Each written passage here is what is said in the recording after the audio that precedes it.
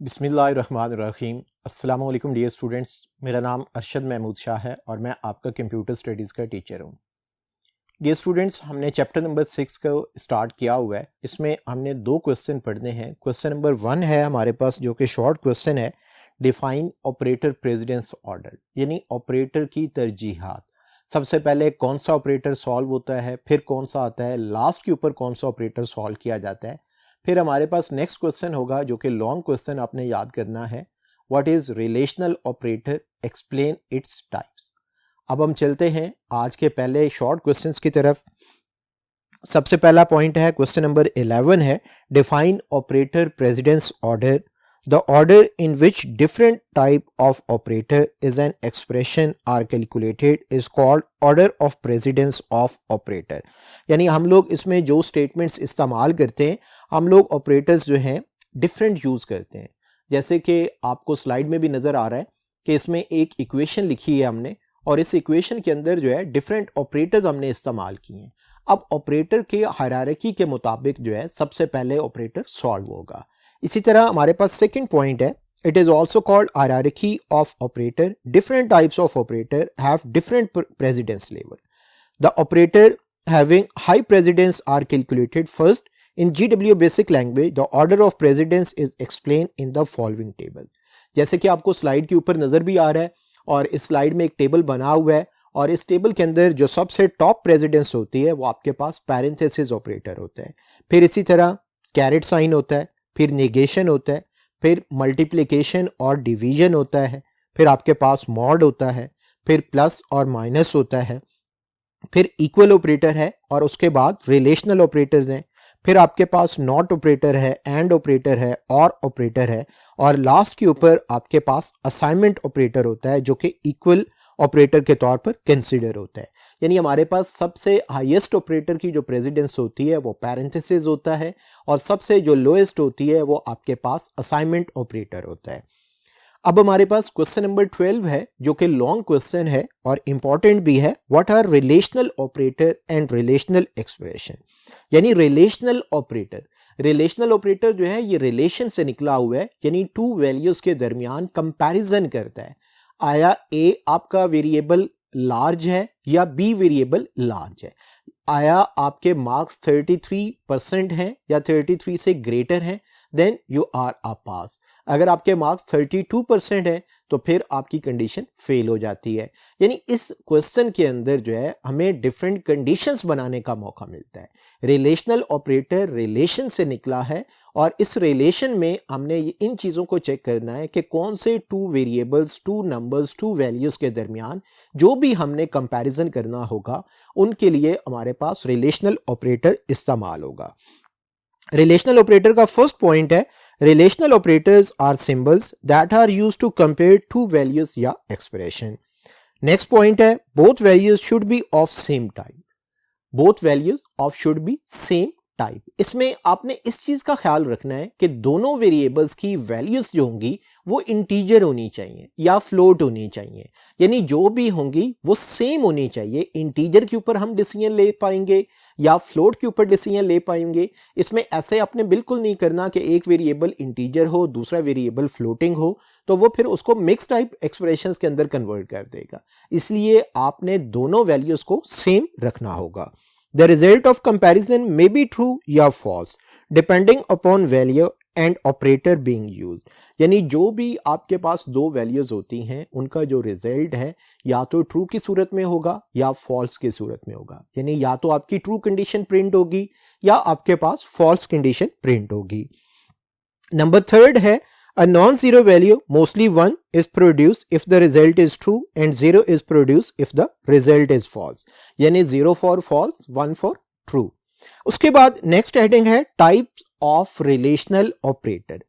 The basic relational operator are, number first lesser than, number 2 greater than, number 3 lesser than equal to, number 4 greater than equal to, number 5 not equal to, number 6 equal to. यानी ये हमारे पास total 6 operators जो हैं हमारे पास मौजूद होते हैं। अब आप इनकी डिटेल देखेंगे। नंबर फर्स्ट लेस देन है। आपने इस क्वेश्चन की GW बेसिक के अंदर भी प्रैक्टिस करनी है। यानी आपने 2 वेरिएबल्स लेने हैं, उनके अंदर ये सारे के सारे जो 6 ऑपरेटर्स आप आज पढ़ेंगे इनका प्रैक्टिकल भी आपने करके देखना है ताकि आपको अच्छे तरीके के साथ ये क्वेश्चन समझ आ सके। लेस देन का मतलब क्या है? The less than operator check if the value of the left operand is less than the value of right operand. If yes, then the condition become true, otherwise false. For example, आपके पास 2 variables हैं, A जिसकी value 10 है, B जिसकी value 20 है। आपने इसमें condition लगाई if A greater than B। अब A की वैल्यू 10 है, B की वैल्यू 20 है, इट मीन्स के A greater than B। अब इसमें हम इस कंडीशन को थोड़ा सा रिवर्ट करने की कोशिश करते हैं। हम ग्रेटर की जगह पर हम लेसर का सिंबल लगा देते हैं, if A lesser than B.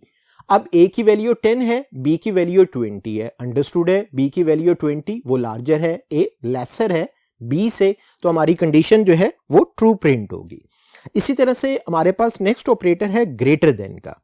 The greater than operator check if the value of the left operand is greater than the value of right operand. If yes, then the condition become true, otherwise false.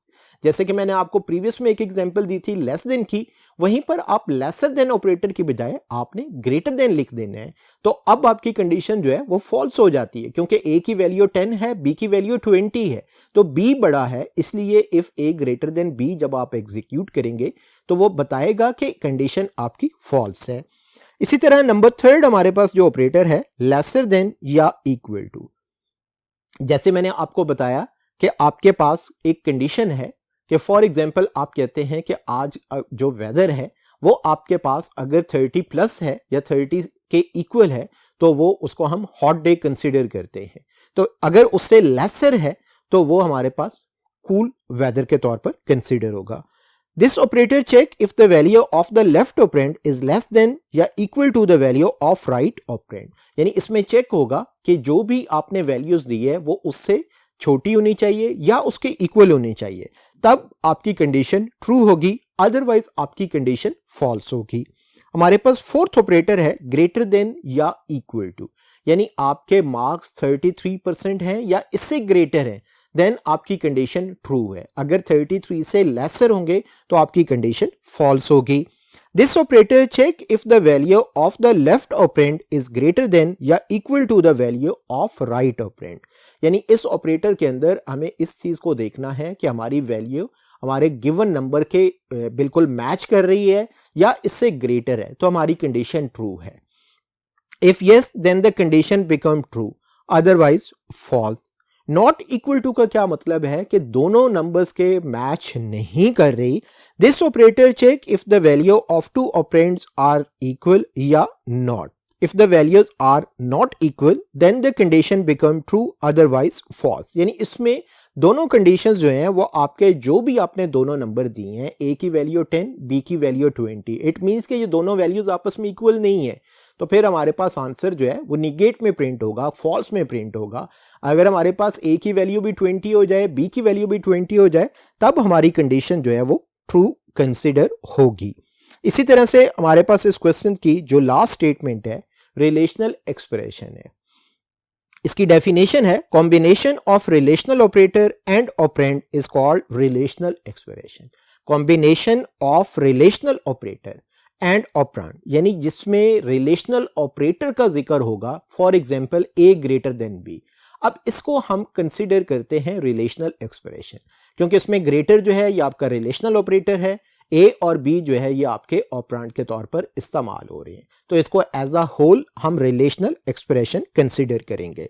Number 2 है the operand may be constant या variable. यानी ए और B ये आपके variable हैं, ए greater then 20 ए आपका variable है, 10 आपके पास कांस्टेंट है। इस तरह से भी हम इसे लिख सकते हैं, लेकिन इसका एक ड्रॉबैक ये होता है कि operand should be of same type. यानी इसमें जो भी आप कर रहे होंगे वो सेम टाइप के होना चाहिए। जैसे मैंने क्वेश्चन के स्टार्ट में आपसे कहा कि इंटीजर होगा या फ्लोट होगा, यानी ये हमने मिक्स टाइप वाले एक्सप्रेशंस जो है वो इस्तेमाल नहीं करने। After calculation relational expression generate true या फॉल्स। यानी रिलेशनल ऑपरेटर्स के अंदर या तो हमारी कंडीशन ट्रू होती है या फिर हमारी फॉल्स होती है। यहां पर एक स्लाइड के ऊपर एक टेबल आपको नजर आ रहा है, उसमें मेंशन है suppose A and B are of two variable, यानी आपके पास टू वेरिएबल्स हैं ए और बी, ए की वैल्यू 100 है, बी की वैल्यू 50 है, then the following table should result of different relational operator. और डिफरेंट रिलेशनल ऑपरेटर का जो रिजल्ट होगा वो किस तरह से शो होगा, स्क्रीन के ऊपर आपको नजर भी आ रहा है कि इसमें एक तरफ हमने रिलेशनल एक्सप्रेशन लिखी है और दूसरी तरफ जो है उसका रिजल्ट्स लिखे हैं। जैसे ए के आगे डबल इक्वल लिखा हुआ है बी, इट मींस कि ए की वैल्यू 100 है और बी की वैल्यू जो है वो 50 है, तो ये कभी भी ए और बी आपस में इक्वल नहीं हो सकते। तो इसका रिजल्ट क्या प्रिंट होगा, इसका रिजल्ट आपके पास फॉल्स प्रिंट होगा। नेक्स्ट हमारे पास है ए लेसर देन बी लिखा हुआ है, ए लेसर देन बी। अब ए की वैल्यू 100 है, बी की वैल्यू 50 है, तो ए लेसर नहीं है बल्कि ए आपके पास जो है वो ग्रेटर है, तो ये भी आपके पास जो है वो फॉल्स रिजल्ट प्रिंट करेगा। इसी तरह से आपके पास नेक्स्ट है A greater than B, A की वैल्यू 100 है, बी की वैल्यू 50 है, तो यहां पर ए ग्रेटर ही कंसिडर होगा, इट मींस कि ट्रू प्रिंट होगा। फिर हमारे पास है A greater than equal to B, greater than equal to B, A की वैल्यू 100 है, वो बी से वाकई बड़ा है, तो यहां पर भी इसका आंसर ट्रू प्रिंट होगा। फिर हमारे पास है A lesser than equal to B, A lesser than equal to B, A की वैल्यू 100 है तो वो बी से लेसर नहीं है, यूं आपके पास ये फॉल्स प्रिंट करेगा। इसी तरह ए नॉट इक्वल टू बी, और ये इसमें आपका आंसर जो है वो ट्रू प्रिंट होगा। आपने डियर स्टूडेंट्स आज दो क्वेश्चंस पढ़े हैं, ऑपरेटर प्रेसिडेंस के नाम से और रिलेशनल ऑपरेटर के नाम से। इन क्वेश्चंस को अच्छे तरीके के साथ दोबारा से याद करें और फिर इसकी रिटन प्रैक्टिस करें। नेक्स्ट लेक्चर तक के लिए अल्लाह हाफिज।